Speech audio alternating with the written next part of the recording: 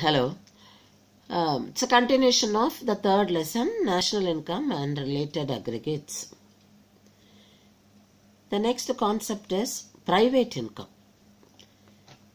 The domestic income of a country is earned by both private and public sectors. Both produce goods and services, and the value of the goods and services are taken. NDP at factor price, you find income from domestic products accruing to private sector and income from domestic products accruing to public sector. So when you take public sector, the income is from property and entrepreneurship, which we learnt in the last lesson.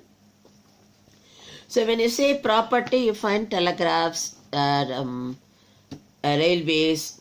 So from these sources the government earns income. Then we find rent from the government places. Savings from non-departmental enterprise. This is undistributed profits of that is quasi-government. For example, Air India. So these are income by public sector. They also get income for the goods and services supplied. Now let's take the private income. So private income, you find factor income and transfer income. So under factor income, you get from or within the domestic territory. Then you also get it from rest of the world.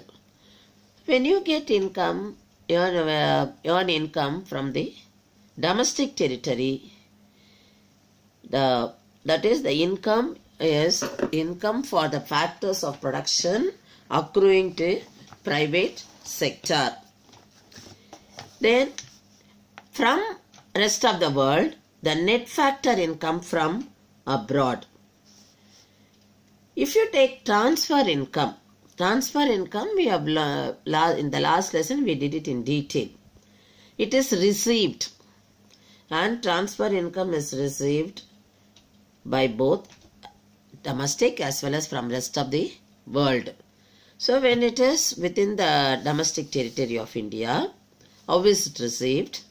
It is the interest on national debt. The government borrows funds from public. We buy national savings certificate bonds, that is saving bonds, and that money is used by the government for expenditure. That is the government spends for the people, so it is for consumption purpose. So the government pays interest on that, so that is received by the households. And the other transfer is current transfer. The current transfer is the government is paying to the households. It is in the form of unemployment allowance, old age pension, scholarship, etc. Subsidies to the firms.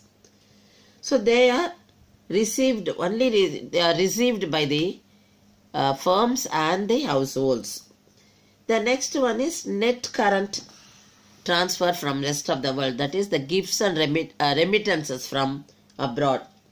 So these are the income received by the private sector. So private income is equal to income from domestic product accruing to private sector plus net factor income from abroad plus interest on national debt plus current transfers from government plus net current transfer from rest of the world. So this is the concept about private income. Hello, it's a continuation of the third lesson, national income and related aggregates. The next concept is personal disposable income. The income available with households after paying the taxes and the miscellaneous receipts of government. So what is available with households is meant for is consumption expenditure and for savings. So this is what personal disposable income. So personal disposable income is equal to personal income plus